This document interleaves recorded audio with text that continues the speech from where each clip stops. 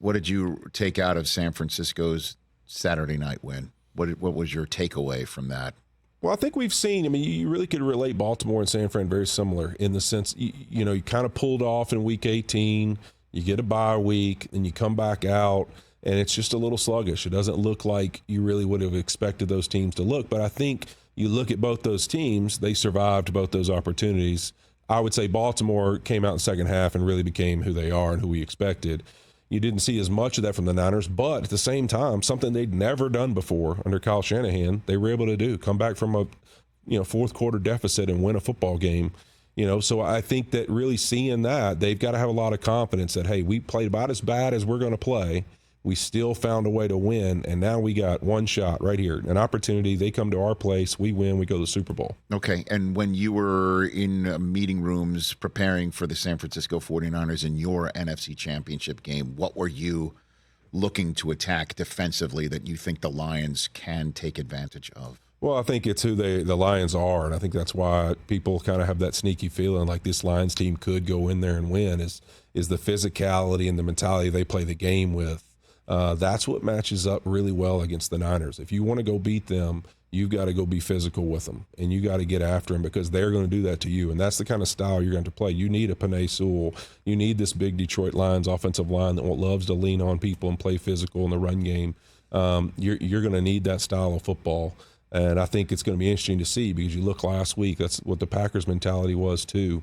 And it's for Detroit, it's going to be, can you close it? The Packers weren't able to close the game off.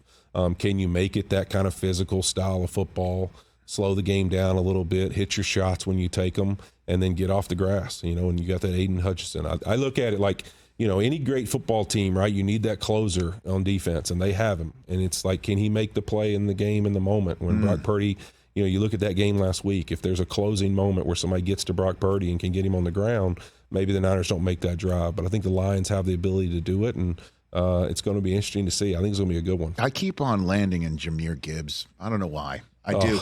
Well, because he's such a difference maker. He's one of those that is just, to use a Sesame Street phrase, unlike the other. One of these is just not like the other. And I'm just wondering if there's a way with the two rookies, with Laporta and with Gibbs, are there any matchup problems they can create? I know that are these linebackers for the 49ers so fast sideline to sideline. There's a reason why Fred Warner was one of 3 unanimous first-team All-Pro selections. But I'm just wondering if you think that I could be onto something here. With Gibbs is he has speed and closing speed that's out of this world. In the sense that you look at this Detroit front and what they're able to do in the run game, and I think that's the difference to me that really matches well with Montgomery and him is you got a style of a guy who's going to come in and fight for every last little yard in Montgomery, and then you have him who you give him a seam and somebody takes the wrong angle, it changes the game like throwing a deep play action pass and converting a bomb for a touchdown. Jahmyr Gibbs can do the same thing running the football. It's like Chris Johnson when he was in Tennessee.